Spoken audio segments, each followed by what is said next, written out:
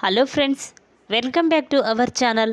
భాగ్యం శ్రీవల్లి నిజస్వరూపాన్ని వీడియో తీసి రామరాజు ముందు బయటపెట్టిన తిరుపతి. శ్రీవల్లి చంప పగలగొట్టి బయటికి గెంటేసిన చందు. ఏం జరిగిందో తెలుసుకోవాలంటే ఈ వీడియోని ఎక్కడా స్కిప్ చేయకుండా చివరి వరకు చూడండి. ఇక స్టోరీలోకి వెళ్ళినట్లయితే వేదవతి ఒంటరిగా కూర్చొని ఆలోచిస్తూ చాలా బాధపడుతూ ఉంటుంది. అటుగా వెళ్తున్న ధీరజ్, ప్రేమ వేదవతిని చూసి వెంటనే అక్కడికి వచ్చి, ఏంటమ్మా, దేని గురించి ఆలోచిస్తున్నావు, ఎందుకు బాధపడుతున్నావు, చెప్పమ్మా అని బ్రతిమిలాడుతూ ఉంటారు.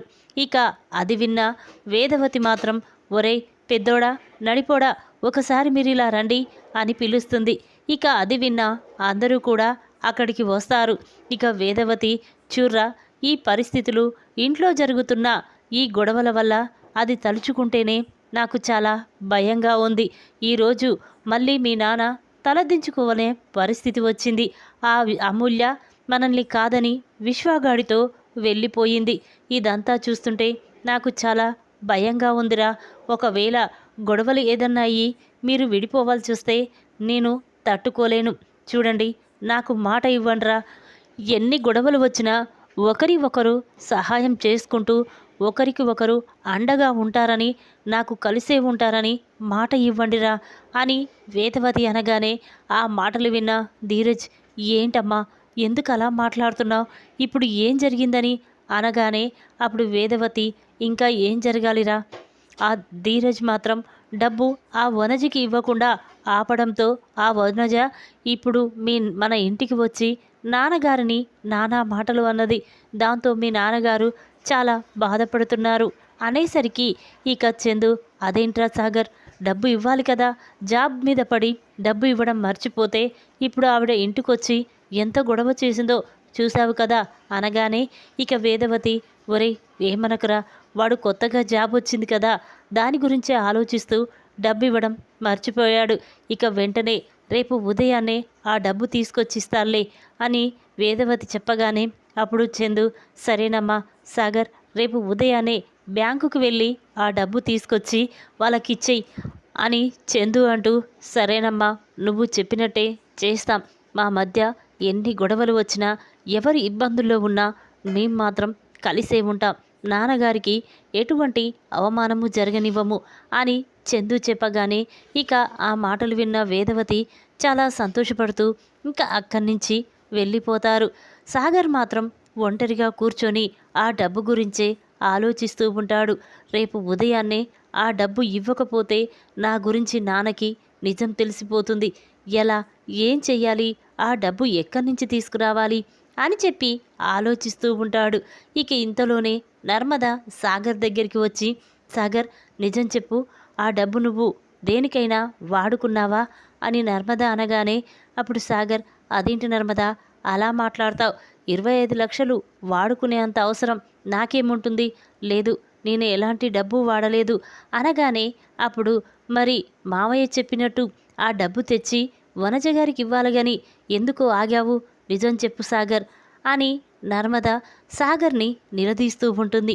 ఇక ఆ మాటలు విన్న సాగర్, చూడు నర్మద, ఎందుకు అలా వాదిస్తున్నావు, రేపు ఉదయాన్నే డబ్బు తెచ్చి వనజ గారికి ఇస్తాను కదా, నువ్వు సైలెంట్గా ఉండు అని చెప్పి సాగర్ నర్మద మీద కోప్పడి బయటికి వెళ్ళిపోతాడు. అదంతా చూస్తున్న నర్మదకి అనుమానం వస్తుంది. ఈయన మాట తీరు, ప్రవర్తన చూస్తుంటే నాకేదో భయంగా ఉంది. ఆ డబ్బు అసలు తిరిగి ఇస్తాడా, లేక దేనికైనా ఖర్చు పెట్టుకున్నాడా అని నర్మద అనుకుంటూ ఉంటుంది. ఇంతలోనే ఉదయం అవుతుంది. ఇక చందు రైస్ మిల్లుకి వెళ్ళడానికి రెడీ అవుతూ ఉంటాడు.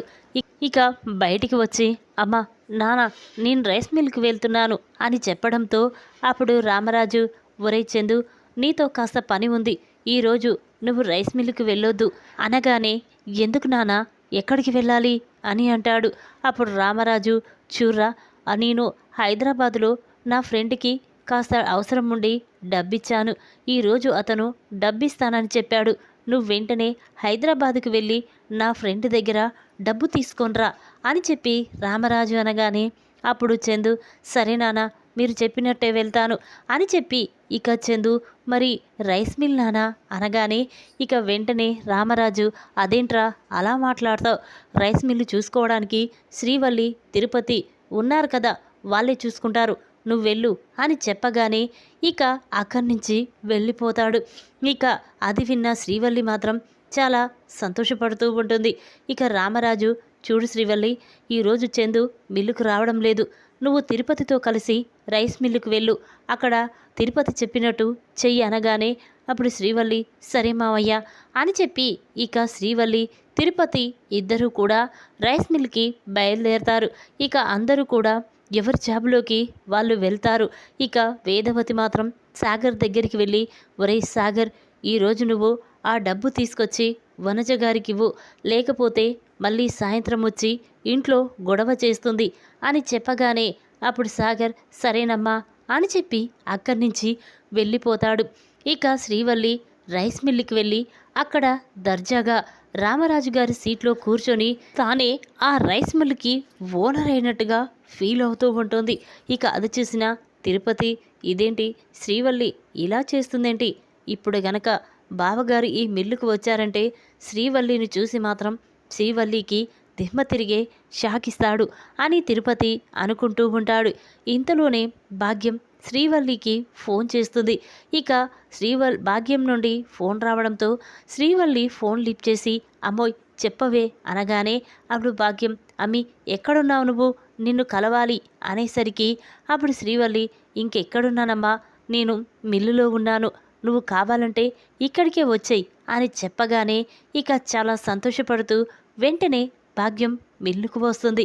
ఇక అక్కడ శ్రీవల్లిని ఆ కుర్చీలో చూసి భాగ్యం చాలా సంతోషపడుతూ నా కూతురు ఈ మిల్లుకి ఓనర్ అయిపోతుంది, తొందరలోనే ఇలాంటి మిల్లులు చాలా పెట్టాలి, ఈ మిల్లులో వచ్చిన లాభాలన్నీ మేం తీసుకొని నేను కూడా ఇలాంటి మిల్లుకి ఓనర్ అయిపోతాను అని చెప్పి భాగ్యం అనుకుంటూ వెంటనే శ్రీవల్లి దగ్గరికి వచ్చి ఏంటమ్మడు ఈరోజు అల్లుడు గారు ఎక్కడికి వెళ్ళారు, నువ్వు మిల్లుకు వచ్చావేంటి అనేసరికి అప్పుడు చూడమ్మా ఆయన హైదరాబాదుకు పని మీద వెళ్ళారు, మామయ్య నన్ను మిల్లుకు వెళ్ళి అన్నీ చూసుకోమని చెప్పాడు, అందుకే ఇక్కడికి వచ్చాను, ఈ కౌంటర్లో కూర్చున్నాను అనగానే అప్పుడు భాగ్యం చూడమ్మా ఇదే సరైన సమయం, మనం ఇందులో లాభాలు మనం తీసుకోవాలి అనుకున్నాం కదా, అందుకే ఇప్పుడు ఈ లాభాలన్నీ మనం తీసుకొని మిల్లు మీద నష్టాలు చూపిస్తే అప్పుడు రామరాజు మిల్లుని క్లోజ్ చేస్తాడు.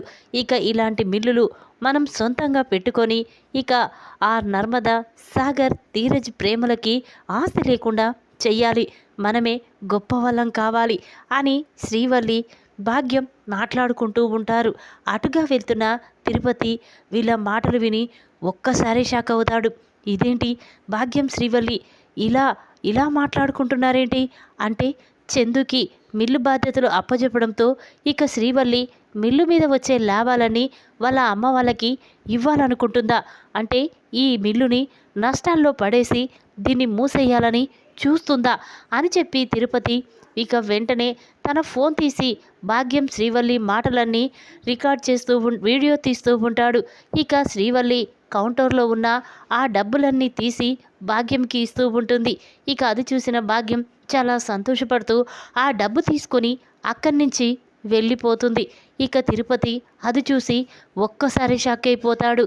ఇదేంటి శ్రీవల్లి ఎంతో మంచిదనుకున్నా, కానీ ఇలా చేస్తుందేంటి, రైస్ మిల్లుని నష్టాల్లో చేస్తుందేంటి అని చెప్పి ఈ వీడియోని బావకు చూపిస్తాను, అలా అయితేనే శ్రీవల్లికి బుద్ధి చెప్తాడు అని చెప్పి తిరుపతి అనుకుంటూ ఉంటాడు. ఇక ఇంతలోనే రాత్రి అవుతుంది. అందరూ కూడా ఇంటికి వస్తారు. ఇక భోజనం చేసి ఎవరు గదిలోకి వాళ్ళు వెళ్ళి నిద్రపోతూ ఉంటారు. ఇక రామరాజు మాత్రం చందు కోసమే ఎదురు చూస్తూ ఉంటాడు. ఇక చందు ఇంతకీ రాకపోవడంతో రామరాజు తన ఫోన్ తీసి చందుకి ఫోన్ చేశాడు. ఇక రామరాజు నుండి ఫోన్ రావడంతో చందు ఫోన్ లిఫ్ట్ చేసి చెప్పు నానా అనగానే అప్పుడు ఎక్కడున్నావురా, ఇంకా ఇంటికి రాలేదు, ఇంత రాత్రి అవుతున్నా అనగానే అప్పుడు చందు వస్తున్నా నానా అని చెప్పి ఫోన్ పెట్టేసి కాసేపటి తర్వాత చందు ఇంటికి వస్తాడు. ఇక ఆ డబ్బు రామరాజుకి ఇస్తాడు. ఇంతలోనే ఉదయం అవుతుంది. ఇక రామరాజు ఒరే తిరుపతి, మిల్లు మీద వచ్చిన లాభాలు ఈరోజు లెక్కలు చూసి తీసుకురమ్మని నీతో చెప్పాను. ఎక్కర్రా డబ్బు, ఇటివ్వు అనేసరికి ఇక తిరుపతి ఖాళీ బాక్స్ తెచ్చి రామరాజు ముందు పెడతాడు. అది చూసిన రామరాజు, ఏంట్రా తిరుపతి, ఏం జరిగింది? మిల్లు లాభాలు తీసుకురమ్మని చెప్తే ఇదేంట్రా ఖాళీ కవర్ తీసుకొచ్చి నా ముందు పెట్టావు అని రామరాజు అనేసరికి అప్పుడు తిరుపతి, ఏం చెయ్యను బాబా, ఆ మిల్లు లాభాలు ఎవరు తీసుకున్నారని చెప్పను, ఎలా చెప్పను అని తిరుపతి అంటూ ఉంటే రామరాజుకి ఏమీ అర్థం కాదు. అప్పుడు చందు, అదేంటి మావా, నేను ఆ కౌంటర్లో మిల్లు లాభాలన్నీ ఒక పేపర్లో పెట్టి దాచాను కదా, అవి ఈరోజు తీసుకొచ్చి నాన్నకివ్వమని చెప్పాను కదా, మరి ఇప్పుడేంటి ఇలా మాట్లాడుతున్నావు అని చందు అనగానే అప్పుడు తిరుపతి, ఎలా మాట్లాడాలరా, ఆ కౌంటర్లో ముందు డబ్బులుంటాయి కదా నేను తీసుకురావడానికి అని అంటాడు. అప్పుడు చందు, ఏంటి మావా, ఏం మాట్లాడుతున్నావు, నేను నిన్నే కదా కౌంటర్లో డబ్బు పెట్టాను, ఈరోజు తీసుకురమ్మని చెప్పాను, అలాంటిది కౌంటర్లో డబ్బు లేకపోవడమేంటి అని చందు అనగానే ఇక ఆ మాటలు విన్న శ్రీవల్లి షాక్ అయిపోయి చూస్తూ ఉంటుంది. ఇక తన మనసులో, ఇదేంటి ఆ కౌంటర్లో డబ్బులు నేను తీశానని ఇప్పుడు చందుకి ఎలాగైనా తెలిసిపోయిందా, లేక తిరుపతి బాబాయ్కి తెలిసిపోయిందా అని కంగారు పడుతూ ఉంటుంది. అప్పుడు రామరాజు, ఒరే తిరుపతి, అసలు ఏం జరిగిందో చెప్పు, కౌంటర్లో డబ్బులు ఎక్కడికి వెళ్ళుంటాయి, ఎవరైనా తీస్తే తప్ప కౌంటర్లో డబ్బులు లేకపోవడమేంట్రా అని రామరాజు అనగానే అప్పుడు తిరుపతి, బావా, ఆ కౌంటర్లో డబ్బులు ఎవరు తీశారో చెప్పనా అనేసరికి శ్రీవల్లి షాక్ అయిపోయి చూస్తూ ఉంటుంది. అప్పుడు రామరాజు, ఎవరో తీయడమేంట్రా, రైస్ మిల్లులో నువ్వు శ్రీవల్లి ఇద్దరు ఉన్నారు కదా, మిమ్మల్ని కాదని ఇంకా ఎవరికి తీసే ధైర్యం ఉంటుంది అనేసరికి అప్పుడు తిరుపతి, ఇంకా ధైర్యం ఎవరుకుంటుంది బావా, అదే ఆ శ్రీవల్లే కౌంటర్లో డబ్బులు తీసి వాళ్ళ అమ్మకిచ్చింది అని తిరుపతి అంటాడు. ఆ మాటలు విన్న శ్రీవల్లి ఒక్కసారి షాక్ అయిపోయి చూస్తూ ఉంటుంది. ఇదేంటి, బాబాయ్ ఎప్పుడు చూశాడు, ఆ డబ్బులు నేనే తీశానని అంత ఖచ్చితంగా చెప్తున్నాడేంటి, అంటే నేను మా అమ్మకి డబ్బులు ఇవ్వడం బాబాయ్ చూశాడా అని అనుకుంటూ, లేదు మావయ్య, బాబాయ్ నా మీద కావాలని నింద వేస్తున్నాడు, అయినా కౌంటర్లో డబ్బులు నేనెందుకు తీస్తాను, లేదు మావయ్య అని శ్రీవల్లి అంటూ ఉంటే అప్పుడు రామరాజు, ఒరేయ్ తిరుపతి, ఏం మాట్లాడుతున్నావురా, శ్రీవల్లి గురించి నాకు తెలుసు, తను ఎప్పుడూ అబద్ధమాడదు, ఎవరిని మోసం చెయ్యదు, అటువంటి శ్రీవల్లి మీద ఇలా దొంగతనంగా చెప్పడమేంట్రా, నిజం చెప్పు, ఆ డబ్బులు నువ్వే తీసి ఖర్చు పెట్టుకున్నావా అని రామరాజు అనగానే అప్పుడు తిరుపతి, లేదు బావా, నేను నిజమే చెప్తున్నాను, మిల్లు మీద వచ్చిన లాభాలు ఈరోజు శ్రీవల్లి కౌంటర్లో నుంచి తీసి ఆ డబ్బుని వాళ్ళ అమ్మకివ్వడం నేను కల్లారా చూశాను బావా అని తిరుపతి అంటాడు. ఆ మాటలు విన్న శ్రీవల్లి, లేదు మావయ్య, నేను ప్రమాణపూర్తిగా చెప్తున్నాను, ఆ డబ్బు నేను తీయలేదు, బావయ్యే కావాలని నా మీద అబద్ధం చెప్తున్నాడు, ఇదంతా నర్మదా ప్రేమ వేసిన ప్లాన్ మావయ్య, నన్ను ఇంట్లో నుంచి బయటికి పంపించాలని చూస్తున్నారు అని శ్రీవల్లి చాలా బాధపడుతూ కన్నీళ్లు పెట్టుకున్నట్టు నటిస్తూ ఉంటుంది. ఇక అది చూసిన రామరాజు, ఒరే తిరుపతి, ఏం మాట్లాడుతున్నావురా అనగానే అప్పుడు తిరుపతి, చూడు బావా, శ్రీవల్లి మాటలు నువ్వు నమ్ముతున్నావు, కానీ నా మాటలు నమ్మడం లేదు కదా, అసలు శ్రీవల్లి నిజస్వరూపం నీ ముందే నిరూపిస్తాను చూడు అని చెప్పి ఇక తిరుపతి ఆ వీడియో తీసి రామరాజుకి చూపిస్తాడు. అది చూసిన రామరాజు చందు ఒక్కసారి షాక్ అయిపోయి చూస్తూ ఉంటారు. ఇక రామరాజు చాలా కోపంగా, ఇదేంటమ్మా, నిజంగానే నువ్వు కౌంటర్లో డబ్బు తీసి మీ అమ్మకి ఇస్తున్నావు కదా, ఈ వీడియో చూడండి అని చెప్పి రామరాజు అనగానే ఆ మాటలు విన్న శ్రీవల్లి షాక్ అయిపోయి చూస్తూ ఉంటుంది. అంటే బాబాయ్ నేను మా అమ్మకి డబ్బు ఇవ్వడం తన కళ్ళతో చూశాడు, ఇక నా నిజాన్ని బయట పెట్టడం కోసమే వీడియో తీశాడు, ఇప్పుడు నా నిజస్వరూపం మావయ్య ముందు బయటపడింది, ఇక బావ నన్ను జన్మలో క్షమించడు అని చెప్పి కంగారు పడుతూ ఉంటే అప్పుడు రామరాజు, ఇదేంటి శ్రీవల్లి, ఇలా చేశావేంటి, నిన్ను ఎంతగానో నమ్మానమ్మా, అలాంటి నువ్వు మిల్లు లాభాలన్నీ మీ అమ్మకి ఇచ్చి, అంటే రైస్ మిల్లులు నష్టాల్లో పడేసి ఇక అది మూత పడేలా చెయ్యాలని చూసావా, అందుకే ఈ డబ్బు మీ అమ్మకిచ్చి పంపించావు కదా అనగానే అప్పుడు శ్రీవల్లి, అది కాదు మావయ్య అంటూ ఉంటుంది.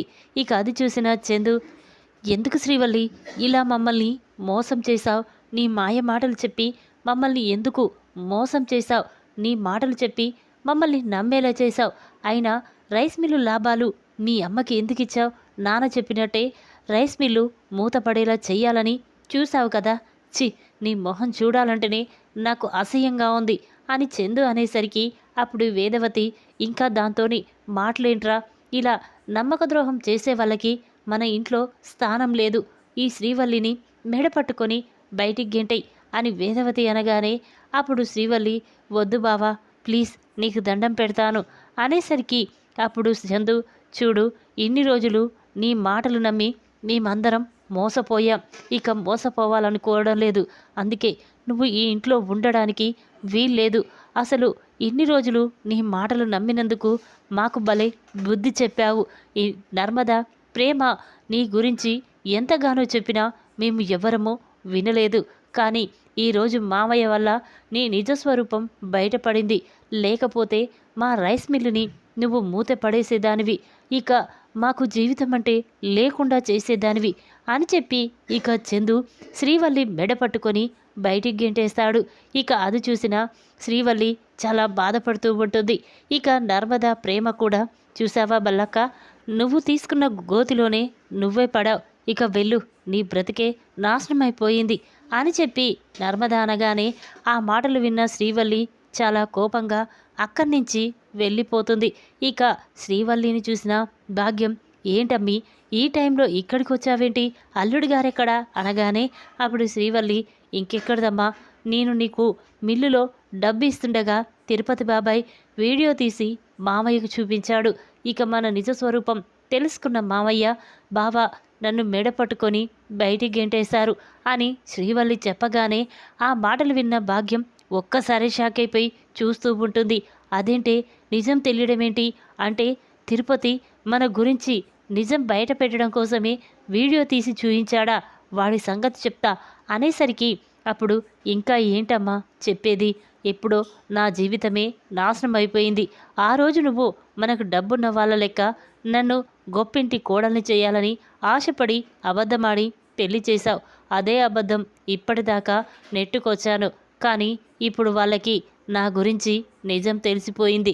ఇక జన్మలో నన్ను క్షమించరు. ఆ ఇంటికి నేను వెళ్ళను అని చెప్పి ఇక శ్రీవల్లి చాలా బాధపడుతూ ఉంటుంది. శ్రీవల్లి అలా చెయ్యడంతో ఇక రామరాజు కుటుంబం మొత్తం కూడా చాలా బాధపడుతూ ఉంటుంది. అప్పుడు రామరాజు ఒరే చందు, శ్రీవల్లి ఇలా నమ్మించి మోసం చేస్తుందని అస్సలు అనుకోలేదురా.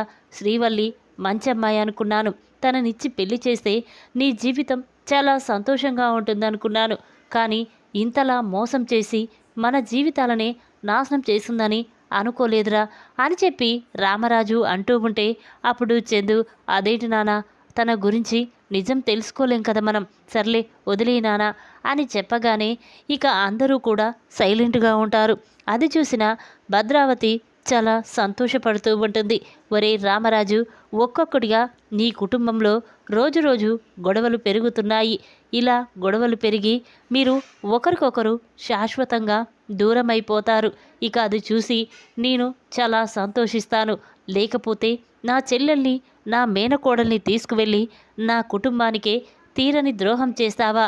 నీ కుటుంబం నాశనమైపోయేంత వరకు నేను ఊరుకోను అని భద్రావతి అనుకుంటూ ఉంటుంది. ఈ విధంగా మిల్లులో భాగ్యం శ్రీవల్లి నిజ స్వరూపాన్ని వీడియో తీసి రామరాజుకి చూపించిన తిరుపతి, శ్రీవల్లి చెంప పగలగొట్టి బయటికి గెంటేసిన చందు.